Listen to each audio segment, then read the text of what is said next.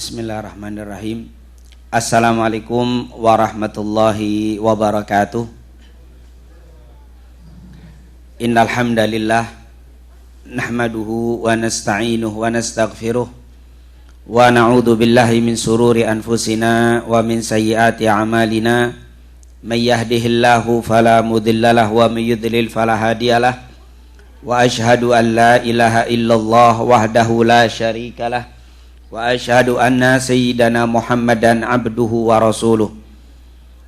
Rabbi syrah li sadri wa yassir li amri wahlul 'uqdatam bil lisani yafqahu qawli. Subhanaka la ilma lana illa ma 'allamtana innaka antal alimul hakim. Allahumma la sahla illa ma ja'altahu sahla wa anta taj'alul hazna idza sita sahla bi rahmatika ya arhamar rahimin. Amma ba'd. Segala puja dan puji kehadirat Allah, berkat nikmat, hidayah dan petunjuknya, alhamdulillah pada hari ini, di sore hari ini kita dapat kembali berkumpul di tempat yang insya Allah diberikan keberkahan dan kemuliaan dari Allah Subhanahu wa taala, yaitu di salah satu rumah, fi baitin min buyutillah, di salah satu rumah di antara rumah-rumah Allah Subhanahu wa taala. Semoga duduknya kita di tempat ini dijadikan oleh Allah sebagai tanda-tanda orang yang beriman, yang memakmurkan rumah-rumahnya. Amin ya rabbal alamin. Salawat dan salam tentunya tidak lupa untuk selalu kita sampaikan kepada kekasih kita, junjungan kita Nabi Muhammad sallallahu alaihi wasallam, para keluarga, sahabat, tabi'in, serta seluruh umatnya yang selalu beristiqamah mengikuti sunnah-sunnahnya hingga yaumul qiyamah. Hadirin dan hadirat yang dimuliakan oleh Allah Subhanahu wa taala, pada kesempatan kali ini kita akan bersama-sama membahas tentang Ramadan adalah bulan Quran. Kita diberikan Ramadan Syahrul Al-Quran. Ramadan adalah bulan Al-Quran. Kenapa perlu kita bahas materi tentang Al-Quran di bulan Ramadan ini? Karena memang ternyata Ramadan dengan Al-Quran tidak bisa dipisahkan. Ramadan dengan Al-Quran adalah satu kesatuan ibadah yang telah dijelaskan oleh Allah dan Rasulnya, yang kalau kita berpuasa seharusnya sebaiknya kita banyak membaca Al-Quran. Kenapa? Karena memang ternyata Ramadan ini adalah bulannya Al-Quran. Nanti kita akan lihat bagaimana kemuliaan Ramadan apabila diisi dengan Al-Quranul Karim.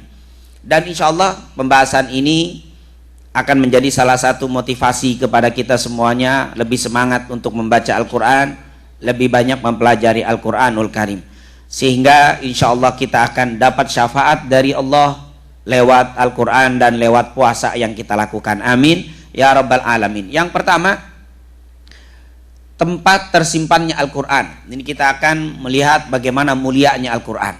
Yang pertama, Allah simpan Al-Quran ini di tempat yang tidak disentuh dan tidak ada yang menjamahnya kecuali Allah Subhanahu wa taala, yaitu yang dikenal dengan Lauhul Mahfuz. Di dalam Al-Qur'an, dalam surat Al-Buruj, Allah katakan bal huwa Qur'anun Majid, bal huwa Qur'anun Majid, dan dia itu adalah Al-Qur'an yang sangat mulia, fi Lauhim Mahfuz, yang tersimpan di Lauhil Mahfuz. Lauhil Mahfuz ini di mana, Ustaz? Wallahu a'lam. Intinya bukan di bumi, juga bukan di langit, tapi di atas, yang kita tidak tahu itu di mana dan tidak bisa kita jelaskan. Kenapa? Karena Nabi sendiri tidak menjelaskan. Cukuplah kita memikirkan sesuatu yang bisa kita lihat. Yang tidak kita lihat jangan terlalu banyak dipikirkan, khawatirnya nanti stres, nggak kuat otak kita nih. Otak kita ini sangat apa?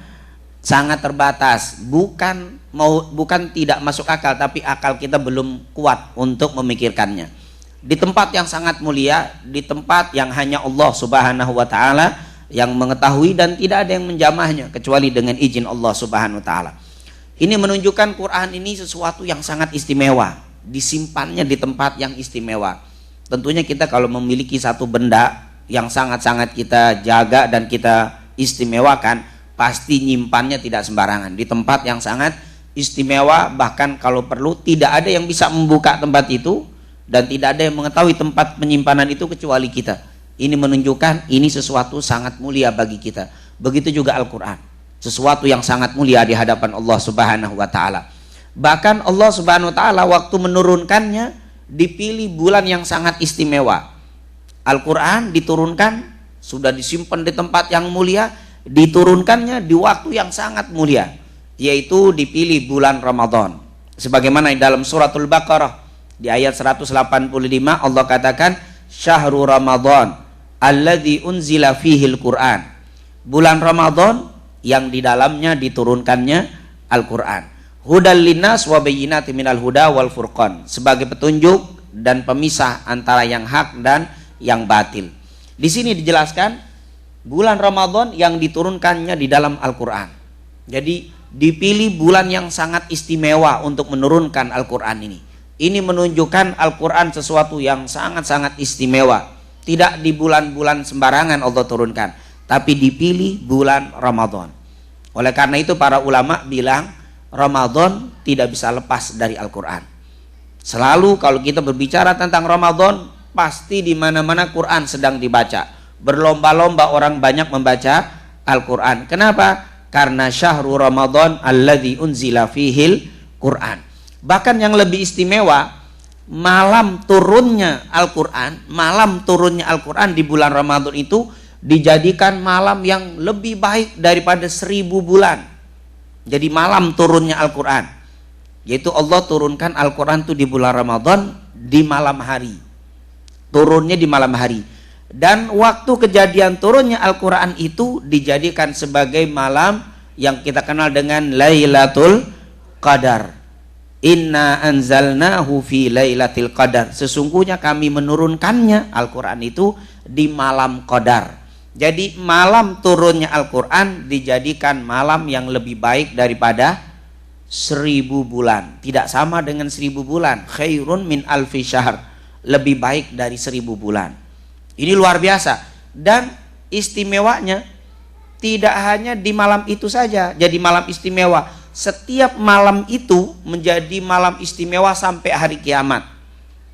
Karena nanti ada yang berpendapat Lailatul Qadar itu hanya sekali katanya. Kapan? Di zaman turunnya apa?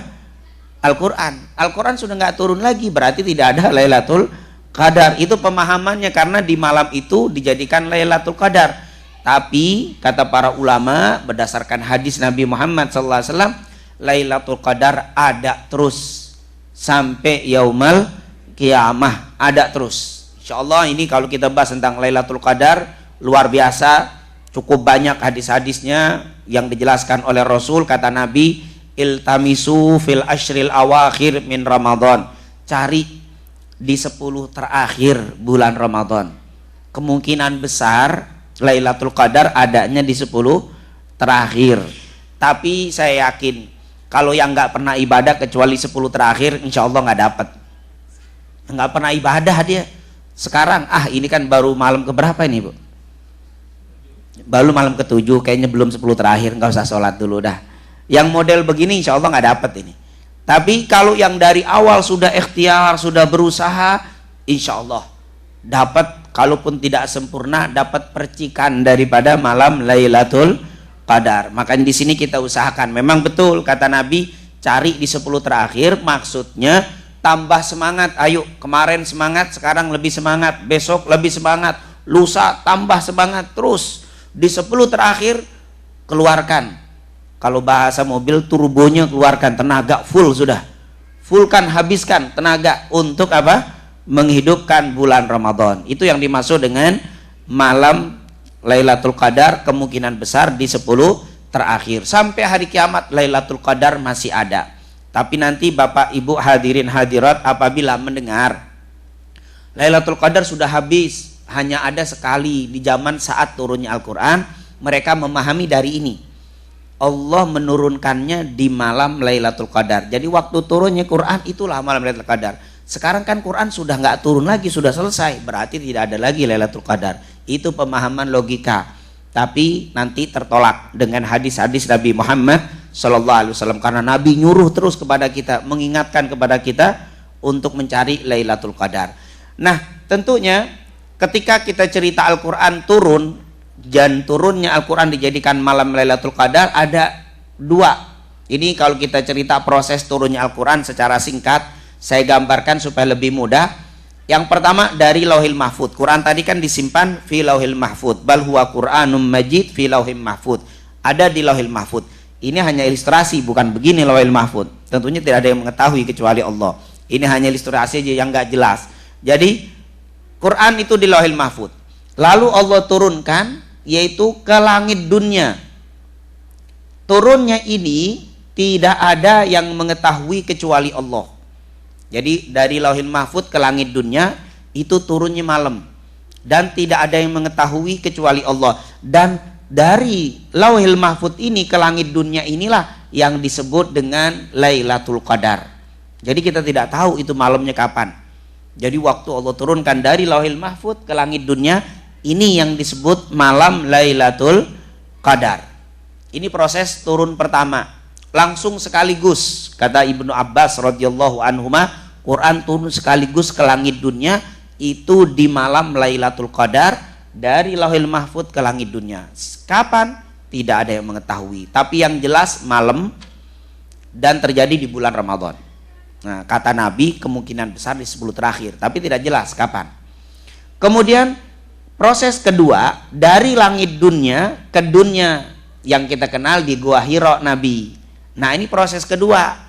Ini terjadi juga di bulan Ramadan. Riwayat hadis ada yang mengatakan sekitar tanggal 17 atau 24 Ramadan. Tetapi ini bukan disebut Lailatul Qadar. Kalau Lailatul Qadar sudah ketahuan tanggal 17 atau 24. Dan ini siang terjadinya dari Allah turunkan dari langit dunia ke dunia itu terjadi bulan Ramadan dan tanggalnya ketahuan. Hadis ada yang menyebutkan 17, hadis ada yang menyebutkan 24 Ramadan. Dan ini tentunya bukan disebut dengan Lailatul Qadar. Ini baru turun kepada Nabi yang pertama kali dan akhirnya terus sedikit ke Nabi sampai 23 tahun. Nabi pertama menerima wahyu di sini umurnya 40 tahun, 23 tahun mendapatkan wahyu terus, dan umur 63 tahun Rasulullah meninggal dunia. Nah, ini jadi bukan ini yang disebut dengan Lailatul Qadar. Jadi kita paham Al-Quran itu turun prosesnya 2 kali. Yang pertama dari Lauhil Mahfud ke langit dunia. Inilah yang disebut dengan Lailatul Qadar. Inna anzalnahu fi Lailatul Qadar. Dari langit dunia ke dunia itu bukan Lailatul Qadar, tapi juga turunnya bulan Ramadan. Tanggal berapa? Riwayat hadis ada yang mengatakan tanggal 17, riwayat hadis yang lain mengatakan tanggal 24 Ramadan. Sampai sini jelas gak kira-kira? Nah, jadi kita jangan Ustadz Ramadan Lailatul Qadar itu tanggal 24 karena hadisnya Al-Quran diturunkan tanggal 24 di Gua Hira. Bukan itu yang dimaksud. Yang dimaksud adalah dari Lauhil Mahfud ke langit dunia, dari langit dunia ke dunia. Itu yang dikatakan inna anzalnahu fi Lailatul Qadar.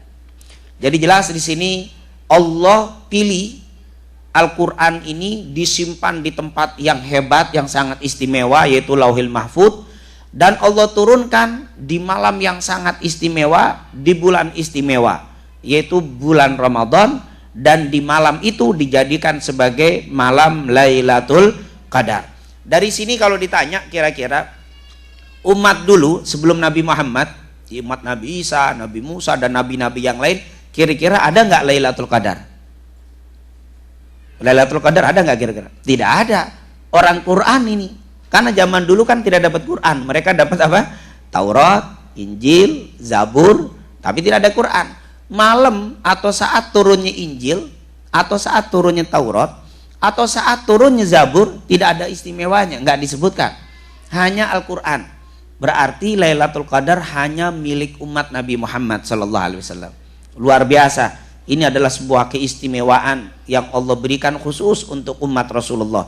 Insya Allah kita termasuk bagian dari umat Nabi yang mendapatkan keistimewaan ini. Amin ya Rabbal Alamin. Karena kalau dapat Lailatul Qadar lebih baik daripada 1000 bulan.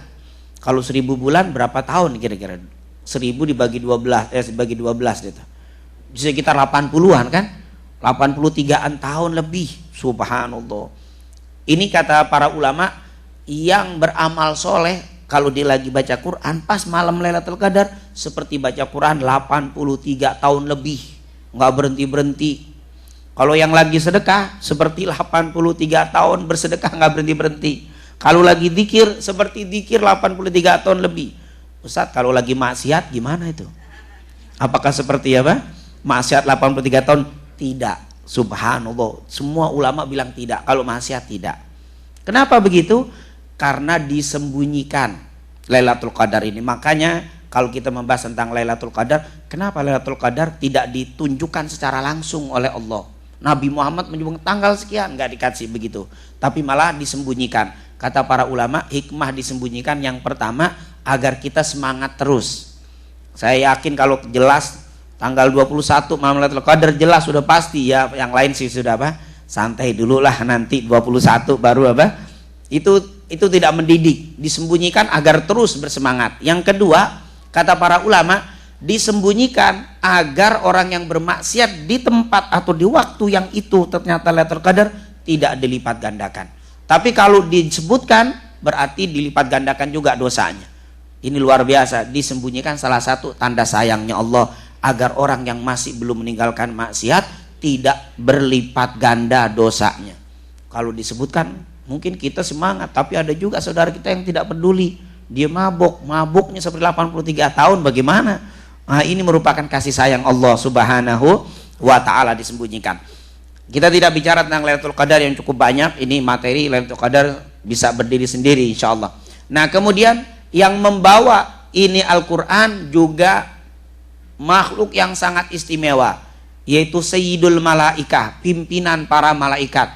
Siapa itu? Malaikat Jibril alaihi salam. Innahu laqur'anun karim fi kitabim maknun la yamassuhu illal mutahharun.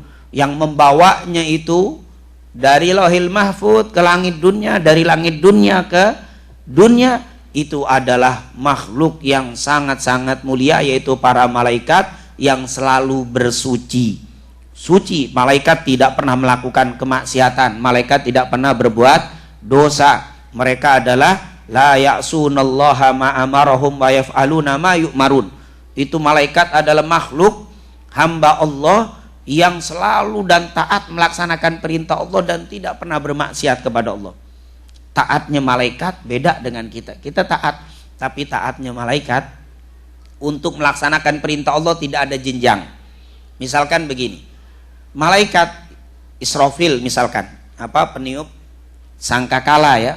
Itu malaikat Israfil di dalam hadis disebutkan, itu trompetnya, ini trompetnya kalau bahasa kita trompetnya itu, ininya mulut untuk niupnya itu dinempelkan terus di lidahnya, di bibirnya.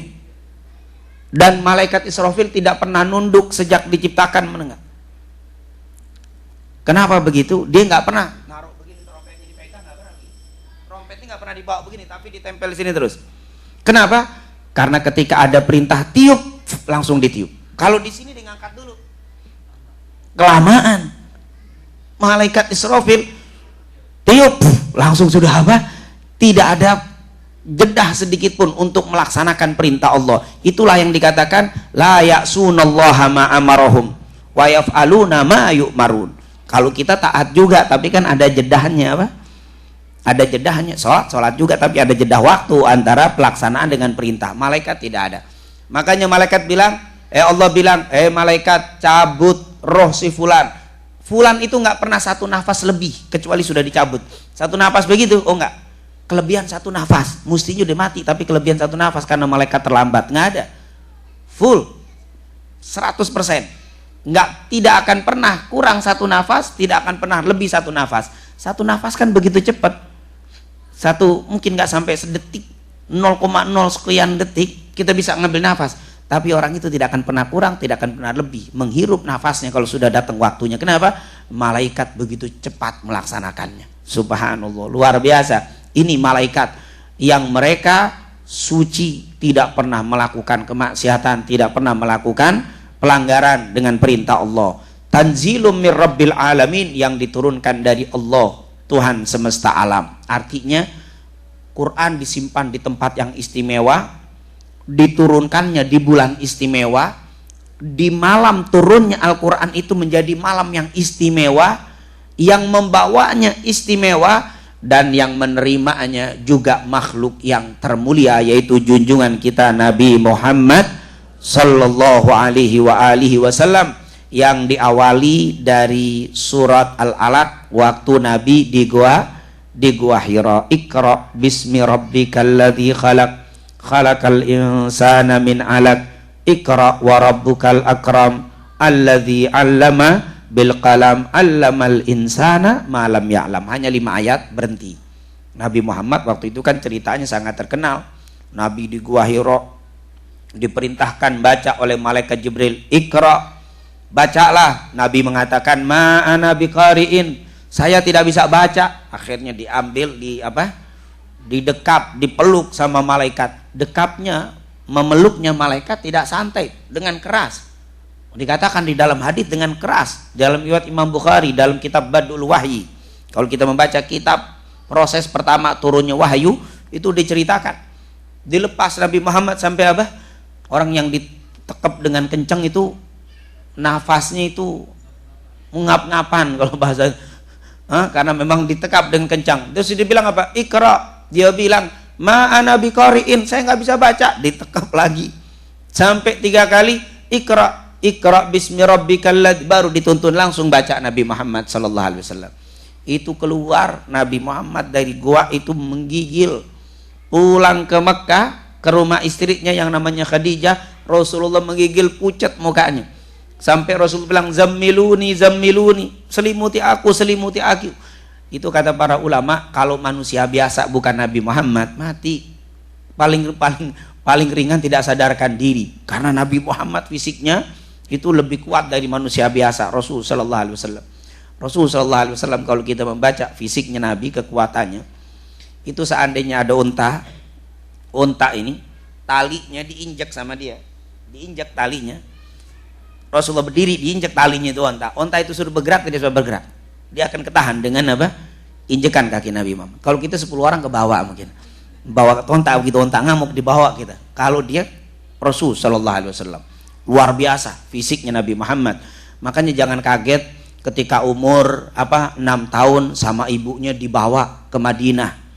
Itu dibawa ke Madinah menggunakan unta dan kuda atau kuda dari Mekah ke Madinah untuk berziarah ke kubur ayahnya, karena ayahnya meninggal di kota Madinah yang namanya Abdullah. Pas lagi pulang ternyata di tengah perjalanan ibunya juga meninggal dunia di wilayah Abwa. Akhirnya Nabi itu 6 tahun dibawa. Bahkan pamannya yang namanya Abu Talib, pamannya Rasul SAW, pernah membawa Rasul umur 12 tahun ke Basra, ke wilayah Basra. Basra ini salah satu wilayah kekuasaan Romawi untuk berdagang. Umur 12 tahun dengan hawa yang begitu, karena dilihat fisiknya Nabi itu kuat, fisiknya Rasul SAW kuat. Dan memang semua Nabi itu kuat, nggak ada Nabi yang letoy, Pak. Nabi lemes begitu, aduh kacau Nabi yang lemes begitu. Nabi itu semuanya kuat, semuanya Rasul SAW. Tidak ada Nabi yang lemah, semua Nabi. Mungkin pernah dengar cerita Nabi Musa. Ada Bani Israel dengan kaum Kipti ribut, berselisih pendapat. Akhirnya mereka bertengkar, dipisah oleh Nabi Musa. Ternyata tidak mau damai ini kaum Kipti. Kaum Kipti ini yang disayang sama Raja Fir'aun. Bani Israel kaum yang dianaktirikan. Akhirnya didamaikan, tidak mau. Bahkan kaum Kipti karena merasa dia anak emasnya Fir'aun, akhirnya malah memukul daripada Bani Israel. Nabi Musa akhirnya memisahkan, tidak mau dipukul sama Nabi Musa. Pas dipukul apa yang terjadi? Mati. Dipukul sama Nabi, karena Nabi kalau mukul ini kuat badannya. Dipukul tuh orang mati langsung, sekali pukul mati. Padahal itu bukan dengan kekuatan yang yang super, baru hanya kamu tidak didamaikan, tidak mau, mati itu orang. Ini Nabi, itulah kekuatan. Begitu juga Nabi Muhammad sallallahu alaihi wasallam. Itu Bapak Ibu kalau pernah haji atau umroh, coba lihat itu Gua Hira bagaimana bentuknya. Saya nggak belikan gambarnya, itu bentuknya begitu tinggi.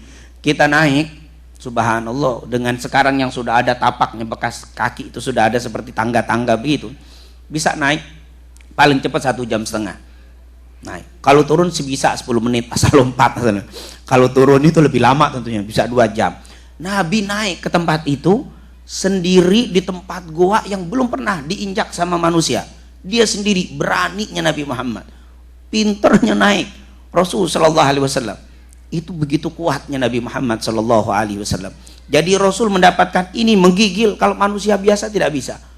Manusia biasa tidak bisa. Bahkan Rasul bilang apa? Untuk menerima wahyu tidak mudah. Bahkan Nabi Muhammad menerima wahyu itu kan ada malaikat Jibril langsung berbentuk aslinya seperti di Gua Hira. Ini bentuk asli, makanya Nabi Muhammad menggigil. Yang kedua, ada yang Nabi malaikat Jibril merubah menjadi seperti manusia, lalu memberitahukan kepada Nabi. Ada yang hanya suara, tapi malaikat Jibrilnya tidak terlihat. Ini namanya wara'ut tabi, yaitu kalau di belakang tabir, wara'ut sater, di belakang sater, bicara tapi nggak kelihatan. Ada yang berbentuk suara lonceng, suara lonceng. Kata Rasul, kalau sedang suara lonceng di musim dingin yang paling dingin, aku akan keluar keringet. Kalau ketima apa? Di musim dingin yang paling berat bisa keluar keringet. Itu menunjukkan apa? Begitu beratnya. Kalau berada di unta, unta itu akan jatuh. Unta itu akan terduduk langsung karena tidak kuat menerima wahyu. Jadi Rasulullah turun dari untanya kalau sedang menerima wahyu itu. Ternyata untuk menerima wahyu itu berat. Tentunya pelajaran yang dapat kita ambil bahwa untuk mendapatkan ilmu perlu perjuangan. Nabi itu kan dapat wahyu kan ilmu. Kita pun begitu.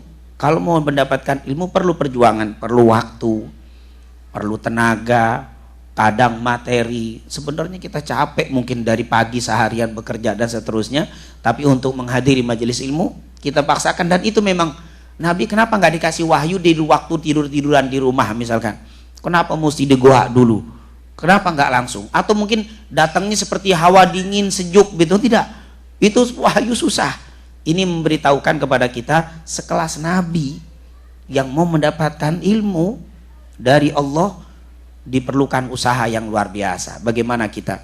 Oleh karena itu insya Allah kita selalu bersemangat, berani kita mengeluarkan waktu, tenaga, materi untuk menuntut ilmu, mempelajari syariatnya Nabi Muhammad sallallahu alaihi wasallam.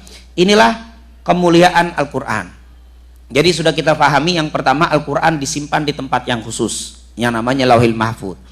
Diturunkannya di bulan yang khusus yaitu bulan Ramadan.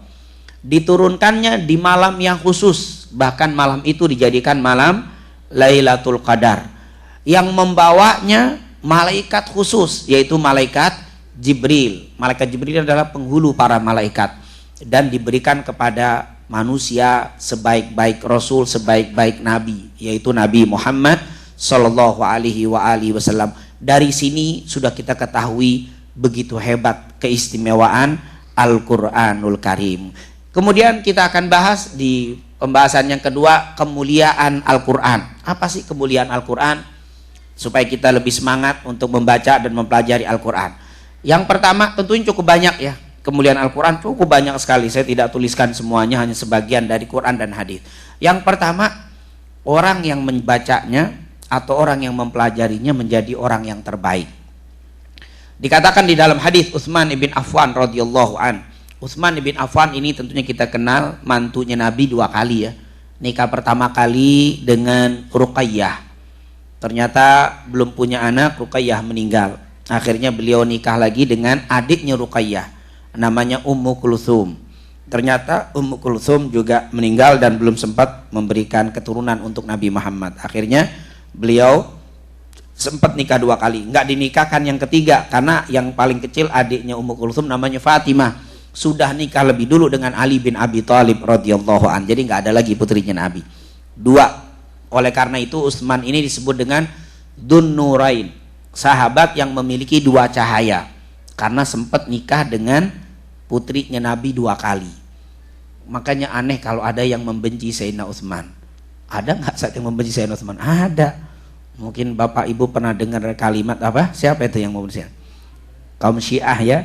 Kaum Syiah, Syiah yang ekstrim ya. Syiah yang ekstrim membenci dengan Utsman ibn Affan radhiyallahu an. Padahal ini mantunya 2 kali. Mantu Rasul sallallahu alaihi wasallam 2 kali. Dan beliau ini Utsman bin Affan termasuk khalifah yang memberikan keluasan wilayah, mengekspansi wilayah keislaman juga selain Umar bin Khattab, Utsman bin Affan. Dan pasukan armada laut pertama kali ada di dalam Islam di zaman Sayyidina Utsman. Sayyidina Utsman itu yang bikin pertama kali armada laut. Sebelumnya tidak ada pasukan muslimin punya pasukan laut. Yang pertama kali adalah Utsman bin Affan. Dan beliau meninggal, tentunya Sayyidina Utsman ini dibunuh. Sayyidina Utsman dibunuh, diberontak oleh para pemberontak zaman itu, dibunuh bahkan dipotong palanya. Jadi bukan ditebas di leher seperti kambing dipotong begitu, sedang membaca Al-Qur'anul Karim. Sayyidina Utsman sedang membaca Al-Qur'an. Yaitu sedang dia membaca Quran, dia dipotong lehernya. Subhanallah. Ini Sayyidina Utsman ibn Affan radhiyallahu an. Dan beliau kata Rasul termasuk sahabat pertama yang minum dari telaganya Nabi Muhammad sallallahu alaihi wasallam. Sudah dijanjikan oleh Rasul, dia adalah orang yang pertama minum dari telagaku. Subhanallah. Telaganya Nabi itu ada yang luasnya sejauh antara Mekah dan Palestina. Yang airnya dikata Nabi Muhammad, haudi, telagaku itu adalah nahrun, sebuah sungai. Ma'uhu ahla minal asal. Airnya lebih manis daripada madu. Wa abyadu minal laban, lebih putih daripada susu. Dikatakan manisnya seperti lebih dari madu, warnanya lebih daripada susu. Man syariba minhu syurbah lam yadma minhu abada. Siapa yang minum satu teguk, dia tidak akan pernah merasakan haus selama-lamanya. Subhanallah. Yang pertama kali minum adalah Utsman ibn Affan. Ini yang harus kita tanamkan di dalam hati kita. Jangan ikuti kalau ada orang yang mencaci maki sahabatnya Rasul sallallahu alaihi wasallam, terutama adalah Sayyidina Utsman ibn Affan radhiyallahu an. Apa kata Sayyidina Utsman radhiyallahu an? Beliau berkata, khairukum man ta'allamal Qur'an wa 'allamahu. Sebaik-baik kalian adalah yang belajar dan mengajarkan Al-Qur'an. Sebaik-baik kalian yang mengajarkan dan yang belajar Al-Qur'an. Guru dan muridnya adalah yang terbaik. Jadi kalau ibu mau nanya sekarang, bapak mau nanya, Ustadz, manusia yang terbaik saat ini di atas muka bumi siapa? Maka kita bisa jawab orang yang sedang belajar dan mengajarkan Al-Qur'an. Itulah yang terbaik. Subhanallah. Ini merupakan luar biasa. Kita baca, simakan, kita baca satu-satu menyimak, saling mengingatkan, tadarus. Itu luar biasa. Khairukum, menjadi orang yang terbaik di hadapan Allah Subhanahu wa taala. Yang kedua, setiap hurufnya yang kita baca mendapatkan 10 kebaikan. Hadis ini diriwayatkan oleh Ibnu Mas'ud. Seperti yang saya katakan, Ibnu Mas'ud ini sahabat Nabi yang orangnya kurus kering, kecil kurus. Mungkin kalau orang baru pertama kenal dengan Ibnu Mas'ud ditertawakan. Kan sahabat dulu besar-besar, ini kurus, kecil, kurus, kering. Aduh, kurus gendut, nih kurus kering lagi kurusnya. Ini pernah beliau sekali waktu naik pohon kurma, ada angin sedikit keras, gomisnya, baju panjangnya tersingkap. Sahabat ada di bawah ngelihat betisnya, kecil betisnya. Akhirnya para sahabat tertawa, mentertawakan betisnya Ibnu Mas'ud. Nabi lewat, mereka mentertawakan betisnya Ibnu Mas'ud. Dia bilang apa? Demi Allah, jangan kau tertawakan itu betis. Di hadapan Allah, walaupun dia kecil, di hadapan Allah lebih berat daripada gunung Uhud nanti di yaumil qiyamah.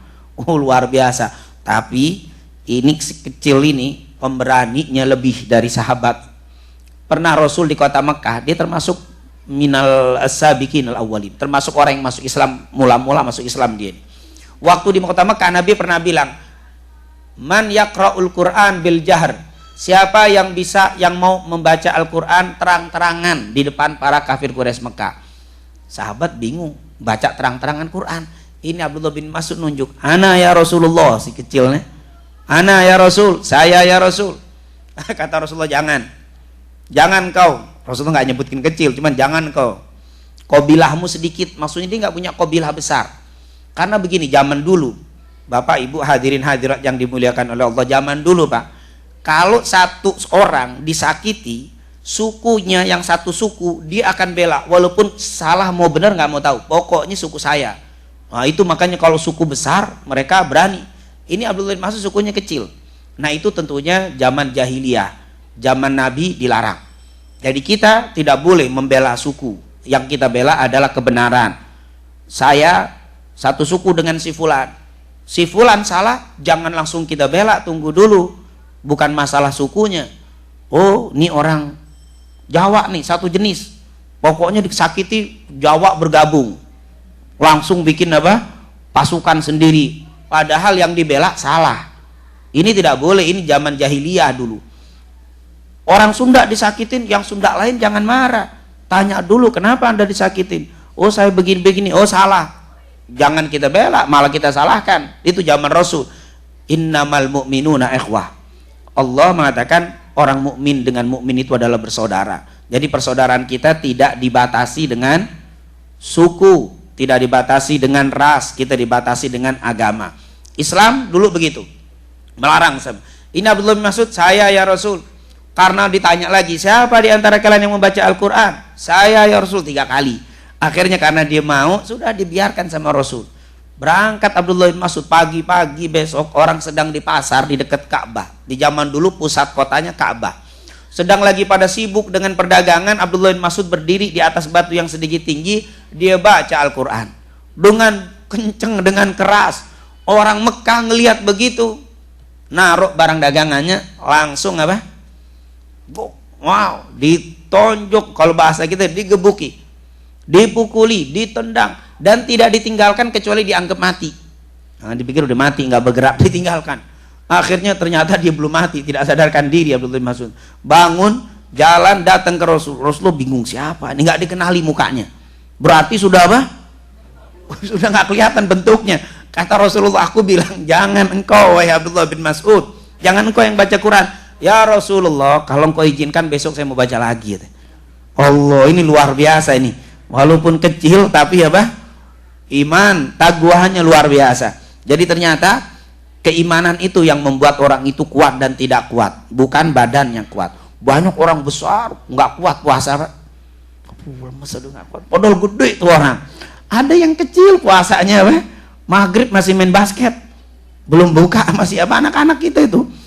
Ternyata keimanan yang membuat orang itu kuat dan tidak kuat. Insya Allah badan kita kuat, iman kita kuat. Amin ya rabbal alamin. Abdullah bin Mas'ud pernah berkata, Rasulullah SAW pernah bersabda, man qara'a harfan min kitabillah, siapa yang membaca satu huruf dari kitabnya Allah, maksudnya dari Al-Quran, falahu bihi hasanah, setiap satu hurufnya satu kebaikan, wal hasanatu bi asyri amthaliha, dan satu huruf satu kebaikan dilipatkan 10 kebaikan. La aqulu alif lam mim harf, tidak saya katakan alif lam mim satu huruf, walakin akan tetapi alif harf, lam harf, mim harf. Jadi waktu kita baca alif lam mim, berapa tuh dapatnya?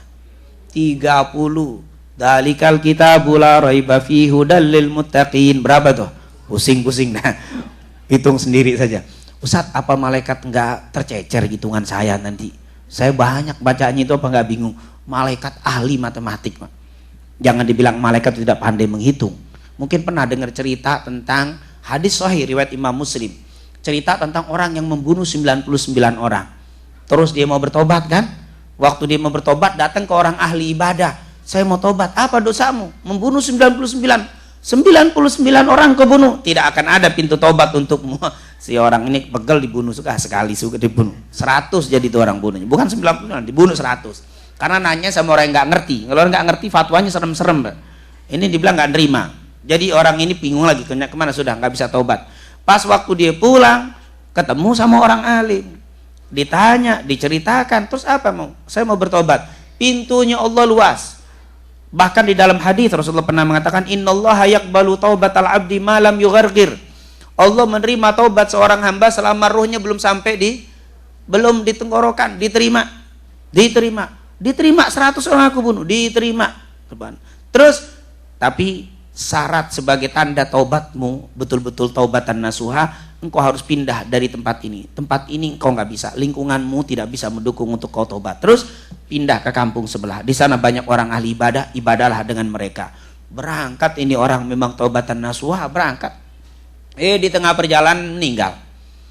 Pas di pertengah jalanan, ini kampung yang dituju, ini kampung dia, meninggal di tengah-tengah. Allah turunkan 2 malaikat dalam Sahih Muslim. Malaikat satu, malaikat tukang nyatat orang yang bakal kena adab, namanya malaikatul adab. Satu lagi malaikat yang tukang mencatat orang-orang yang bakal dapat rahmat, namanya malaikatul rahmah. Malaikat rahmat bilang, ini orang dapat rahmat. Malaikat adab nggak bisa, Ini orang kena adab. Kenapa? Belum nyampe dia mau tobat, tapi kata si malaikat rahmat dia sudah menuju. Akhirnya Allah kirim satu manusia, malaikat sebenarnya. Allah kirim satu malaikat berbentuk manusia. Dalam hadis Sahih Muslim turun malaikat itu begini. Sini. Untuk damainya siapa ini, apakah termasuk dapat rahmat atau siksa? Hitung saja langkahnya. Dalam sedetik hitungannya langsung malaikat rahmat bilang, aku yang lebih satu langkah lebih dekat kepada. Lihat hitungannya cepat sekali hitungannya. Jadi jangan khawatir hitung-hitungan. Nah, makanya kan ada di dalam hadis, likulli khatwah, setiap satu langkah ibu datang ke tempat seperti ini, di tempat ibadah, baik majelis ilmu, tempat sholat, tempat ibadah, silaturahim yang kita lakukan, setiap langkahnya satu kebaikan. Kalau pakai mobil bagaimana saat nggak usah pusing, malaikat tidak akan terkecoh dengan ban kita memuter-muter biar ngakalin, nggak bisa juga. Malaikat apa biar banyak kan rumahnya dekat dari masjid, kayaknya sedikit langkahnya, dia muter, malaikat tidak akan terkecoh. Pinter, jadi hitung-hitungan jangan khawatir. Setiap satu huruf 10. Allah kalau kita baca Fatihah saja, baca Fatihah saja berapa ratus kebaikan yang Allah kasih. Inilah keistimewaan Al-Quran. Keistimewaan Al-Quran luar biasa. Satu hurufnya 10 kebaikan. Di dalam hadis ini tentunya riwayat Imam Turmudi dengan sanad yang sahih. Hadis ini sahih. Sebaik-baik doa Abu Sa'id Al-Khudri. Abu Sa'id Al-Khudri tentunya inginnya saya ceritakan begitu banyak cerita para sahabat yang sangat menarik, tapi karena waktunya tidak cukup, saya singkat saja. Abu Sa'id Al-Khudri adalah cerita yang menarik. Beliau ini termasuk sahabat yang miskin. Dan beliau waktu itu pernah dalam keadaan paceklik di rumah tangganya. Sampai-sampai dia sih tetap sabar, dia sabar. Ternyata istrinya nggak sabar juga. Pak, kalau bahasa kita mungkin, minta saja sama Rasul. Kemarin Rasul setelah perang dapat ghanimah banyak. Ada yang minta sesuatu dikasih. Coba dah minta sama Rasul. Akhirnya Abu Sa'id datang ke rumah ke majelisnya Rasul, ingin minta sesuatu makanan. Belum lagi sampai di masjidnya ternyata terdengar Rasul sedang mengadakan majelis, sedang memberikan nasihat. Akhirnya dia masuk, duduk di dekat pintu masuk masjid. Duduk dekat Rasul, melihat Rasulullah sedang berkhutbah. Nabi waktu ngeliat Abu Sa'id Al-Khudri, langsung Nabi bilang apa? Siapa yang memiliki hajat lalu dia meminta kepada Allah, dikatakan ini maksudnya kasyafnya Rasul. Rasul bisa melihat apa yang diinginkan dengan izin Allah, dia punya mukjizat. Apa kata Rasul? Siapa yang memiliki hajat lalu dia datang kepadaku, minta sesuatu kepadaku, kalau aku ada akan aku berikan, dan aku cinta kepada orang itu. Tapi matanya Nabi ngeliatin Abu Sa'id Al-Khudri terus. Belum minta Abu Sa'id Al-Khudri, belum minta, tapi diliatin terus Abu Sa'id Al-Khudri. Siapa yang datang kepadaku dan minta kepadaku dan aku punya, akan aku berikan apa yang dia minta, dan aku cinta kepada orang itu. Tetapi kalau dia hanya minta kepada Allah, aku lebih cinta kepada orang itu. Abu Sa'id diam-diam langsung pulang. Aku tidak akan pernah minta sama manusia. Setiap aku punya hajat, aku pasti hanya minta kepada Allah. Dan sejak saat itu Abu Sa'id Al-Khudri tidak pernah lagi mengalami kesulitan. Ini pelajaran untuk kita. Apapun kesulitan kita, jangan mengandalkan manusia, andalkan hanya Allah. Allahus Samad, Allah tempat bergantung hajat kita semuanya. Kata Rasul sallallahu alaihi wasallam, man nazalat bihil faqah fa anzalaha bihin nas lam tushadda faqatuhu. Ini hadis juga riwayat Imam Turmudi. Apa kata Rasul? Siapa yang tertimpa kesulitan rizki lalu dia keluhkan terus kepada orang, lam tushadda faqatuhu, Allah biarkan kesulitannya tidak diangkat. Jadi kalau kita banyak ngeluh kepada orang, Allah tidak angkat kesulitan kita. Waman anzalaha billah, siapa yang digantungkan kepada Allah, akan aku berikan jalan keluarnya dengan segera. Jadi semakin kita sulit banyak cerita sama orang, malah semakin gak diangkat. Mungkin kalau bahasa kita kan biar dapat simpatik biar orang kasihan, malah justru tidak. Semakin banyak kita mengeluh kepada manusia, semakin Allah biarkan. Jangankan Allah, kita saja pegel kadang-kadang. Tiap datang ngeluh tuh orang, aduh Pak, tiap lihat ya dia lagi datang nih, susah lagi dia keluar lagi datang, hilang. Kita lagi bahagia dia datang jadi sumpek kita. Pegel, merusak suasana kata orang. Jadi jangan, kalau kita lagi sulit jangan banyak diceritakan kepada orang. Malam hari bangun ceritakan kepada Allah, akan cepat diangkat. Semakin banyak cerita kesulitan kita sama orang dengan berharap dapat bantuan, semakin dibiarkan sama Allah. Semakin kita menggantungkan kepada Allah, semakin cepat. Luar biasa. Makanya Nabi selalu mengatakan ala kulli halin yahmadillah ala kulli hal. Nabi itu selalu mengucapkan alhamdulillah. Nabi kalau ditanya, bagaimana keadaanmu ya Rasulullah? Alhamdulillah. Walaupun lagi tapi alhamdulillah selalu dikedepankan. Itu orang cepat. Orang itu akan cepat diangkat kesulitannya oleh Allah Subhanahu wa taala. Ini Abu Sa'id Al-Khudri radhiyallahu an, beliau berkata, Rasulullah SAW pernah bersabda, "Man syaghalahul Qur'an wa dzikri an mas'alati." Siapa yang disibukkan dengan membaca Quran dan zikir kepadaku daripada meminta-minta kepadaku, a'taituhu afdhala ma u'tiyas sa'ilin. Akan aku berikan sebaik-baik apa yang diminta oleh orang-orang yang meminta. Maksudnya apa? Bapak ibu kalau punya hajat, bingung doa apa yang harus dibaca, banyakkan baca Quran. Niatkan dengan baca Quran dikabulkan hajat. Atau kalau memang ibu sedang tidak bisa membaca Quran, zikir banyakin. Subhanallah, subhanallah, alhamdulillah. Berzikir kepada Allah. Niat supaya hajat dikabulkan oleh Allah. Bahkan menjadi doa yang terbaik. Karena juga banyak ya permasalahan sekarang yang nggak ada di zaman Nabi. Kalau minta anak supaya lulus kuliah kan doa dari Nabi apaan loh? Kan susah nyari doanya itu. Kita mau ngarang bingung. Sudah niatkan supaya anak ini bisa lulus, baca Quran dengan niat semoga Allah berikan kelulusan kepada anak kita. Silakan. Atau kalau mau ngarang juga nggak apa-apa. Ya Allah luluskan, itu boleh. Doa itu tidak harus dari Nabi. Kalau ada dari Quran, dari hadis bagus. Tapi kalau tidak ada, ngarang sendiri boleh. Bukan bid'ah ngarang, karena banyak masalah. Waktu saya berangkat ke sini juga doa biar lolos dari migrasi. Baca doa apaan imigrasi? Tidak ada. Dari migrasi. Tapi kita cukup berzikir kepada Allah. Kita baca Quran. Ini adalah sebaik-baik doa. Jadi memang banyak permasalahan kita yang tidak ada di zaman Nabi, dan kita boleh mengarang buku doa-doa sendiri. Tetapi sekali lagi Quran adalah yang terbaik. Jadi kalau ada masalah hajat, keinginan yang kita bingung apa yang harus kita baca, banyak baca Quran. Waktu baca Quran niatkan supaya dengan pembacaan Quran ini dikabulkan hajat oleh Allah. Kalau sedang nggak bisa baca Quran, berzikir, tasbih, tahmid, dzikir kepada Allah, itu adalah pengkabul doa dan doa yang terbaik. Subhanallah, ini merupakan keistimewaan Al-Quranul Karim, menjadi doa yang terbaik. Kemudian, dan ini semuanya saya tuliskan dengan sanadnya sengaja. Alhamdulillah, kalau ada yang dhaif atau yang lemah saya tuliskan hadisnya. Ada nanti ada hadis lemah saya akan tuliskan. Tapi kalau tidak, saya kasih tahu kedudukannya, yaitu dengan sanad yang hasan. Seperti yang saya katakan, hasan ini tidak sahih sekali, tidak lemah, sedang hadisnya. Kuat apa yang dikatakan oleh Nabi. Yang selanjutnya, keistimewaan Quran meninggikan derajat di dalam surga. Ini hadis sahih. Diriwayatkan oleh Imam Ahmad, Abu Dawud, Tirmidzi dan Ibnu Majah. Dan berkata Imam Tirmidzi, hadis ini hasanun sahih, bahwa Al-Quran itu bisa meninggikan derajat di dalam surga. Dari Abdullah bin Amr. Ini kalau cerita Abdullah bin Amr mungkin kita kaget, ini manusia apa bukan manusia? Karena seperti yang saya katakan, Abdullah bin Amr ini sahabat yang rajin menulis. Dia rajin menulis. Dia kemana Nabi datang mesti dia bawa buku. Nabi bicara ditulis. Nabi bahkan marahnya Nabi pun ditulis. Marah Nabi lagi ngomel-ngomel ditulis juga sama dia. Nah, sudah yang saya ceritakan. Akhirnya sahabat bilang, kok marahnya Nabi ditulis? Iya. Kenapa engkau tulis? Karena Rasulullah ternyata bilang, tulislah uktubu anni. Tulislah semua yang datang dariku. Fa inni wallahi la aqulu illal haq. Karena aku tidak akan berbicara kecuali yang benar. Marahku pun marahnya Nabi, ngomongnya tetap benar. Jadi dia tulis terus. Dan beliau ini nulis dan dibaca. Apalagi kalau Quran, dia tulis, dia baca. Dan akhirnya Abdullah bin Amr bin As, di dalam hadis, nanti kita akan ada hadis di belakangnya, beliau ini setiap harinya 1 kali khatam. 1 kali khatam 1 hari. Bukan baca kulhu ya.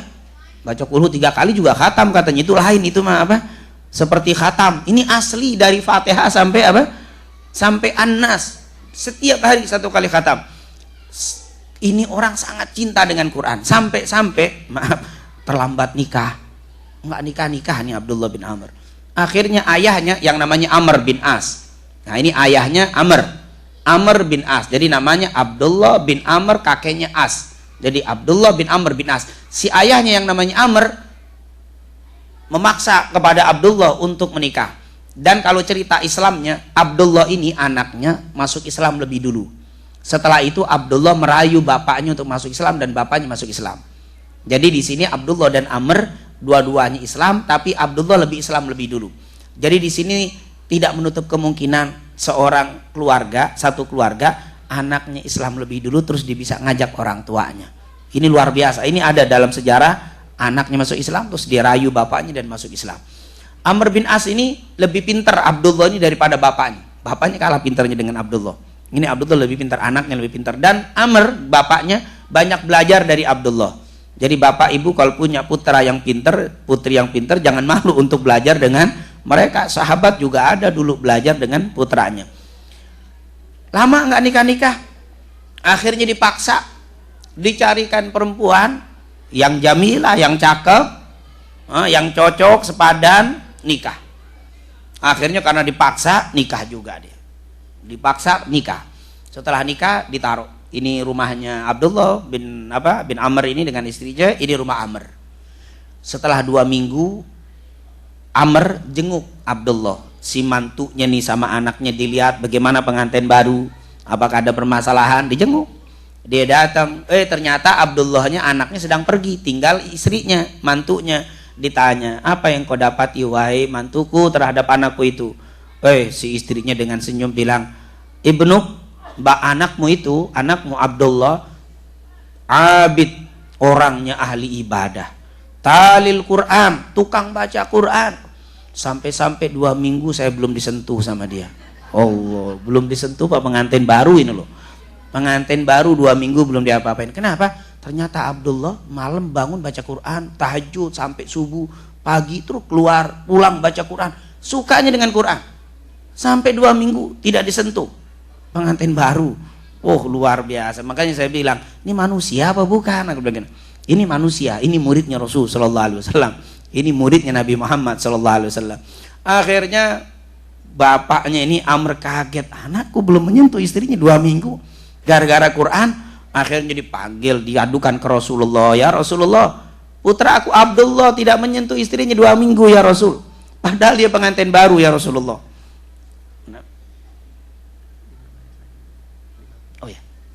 Tapi nanti kita teruskan. Nah ini kita waktunya sebentar lagi maghrib, kita tutup, nanti ba'dal maghrib kita teruskan ini tentang apa? Al-Quran ini. Ya Rasulullah, anakku belum menyentuh istrinya padahal sudah 2 minggu pengantin baru. Akhirnya dipanggil sama Nabi Muhammad. Abdullah, inna li zaujatika alaika haq. Abdullah, istrimu juga punya hak. Engkau harus urus dia, jangan keenakan baca Quran.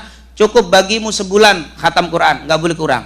Ya Rasulullah, ini aku ala dalik ya Rasul. Sebulan kelamaan untuk khatam Quran. Saya pengen lebih cepat. 2 minggu kata Rasul. Nggak kuat ya Rasul, kelamaan. Itu lain, kalau kita kan nggak kuatnya lain Pak. 2 minggu khatam Quran kelamaan, nggak kecepatan, maksudnya kepanjangan ini. 2 minggu nggak kelamaan ya Rasulullah, saya nggak bisa. Dibilang 10 hari, tidak bisa. Sampai 7 hari. 7 hari, nggak bisa ya Rasul, saya tidak kuat kalau 7 hari kelamaan. Tidak, untukmu 7 hari, selesai. Tidak boleh lebih. Sejak saat itu Abdullah menghatamkan Quran setiap seminggu sekali di luar bulan Ramadan. Di dalam bulan Ramadan nanti kita akan ceritakan bagaimana para sahabat menghatamkan Quran di bulan Ramadan. Akhirnya Abdullah pun berhubungan juga dan punya anak dari istrinya tadi. Kalau tidak punya sama sekali itu urusan. Wallahu a'lam bishawab. Insyaallah nanti Bapak Ibu hadirin kita akan teruskan kembali setelah kita berbuka dan sholat maghrib sambil menunggu waktu isya. Insyaallah kita akan lanjutkan pembahasan kita tentang Al-Qur'anul Karim. Subhanakallahumma wa bihamdika asyhadu an la ilaha illa anta astaghfiruka wa atubu ilaik. Mari kita tutup dengan doa, semoga ibadah kita yang telah kita lakukan diterima semua oleh Allah Subhanahu wa taala. Allahumma salli ala sayyidina Muhammad wa ala ali sayyidina Muhammad. Allahumma la tada' lana dhanban illa ghafartah wa la hamman illa farajtah wa la maridan illa syafaitah wa la hajatan min hawaijid dunya wal akhirah hiya laka ridan illa qadaitaha wa yassartaha bi rahmatika ya arhamar rahimin. Allahumma taqabbal siyamana wa qiyamana wa ruku'ana wa sujudana wa tadarru'ana wa qira'atana wa jami' ibadatina wa tammim taksirana bi rahmatika arhamar rahimin. Rabbana atina fid dunya hasanah wa fil akhirati hasanah wa qina adzabannar. Wa sallallahu ala sayyidina Muhammadin wa ala alihi washabbihi wasallam. Walhamdulillahi rabbil alamin. Assalamualaikum warahmatullahi wabarakatuh.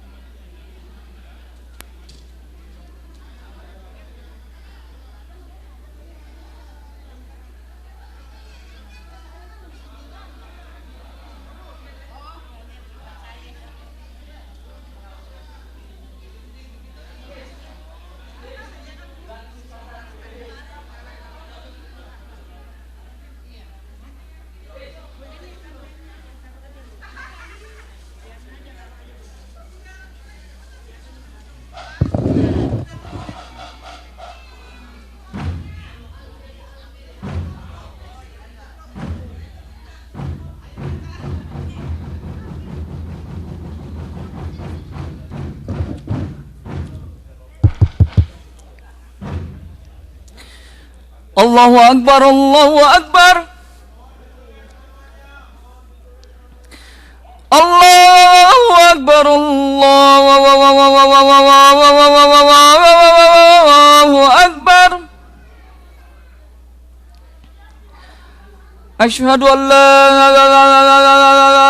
ilaha illallah.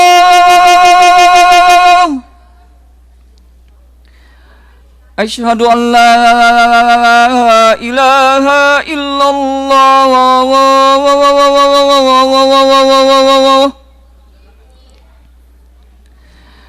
Asyhadu anna Muhammadar Rasulullah.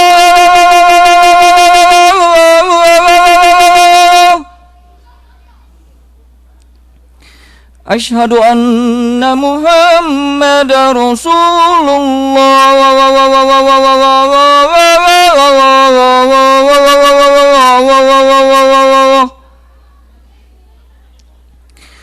Hayya 'alas shalah.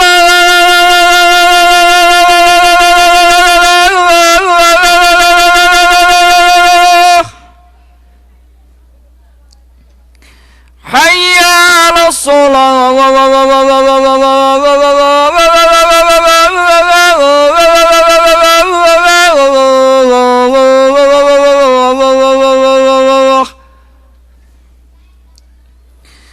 Hayya 'alal falah.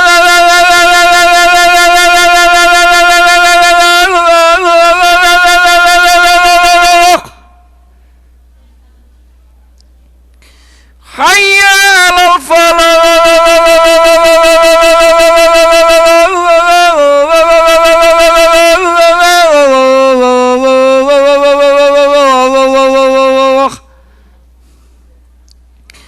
Allahu Akbar, Allahu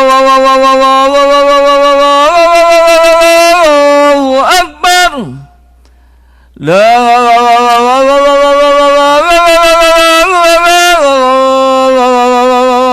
ilaha illallah.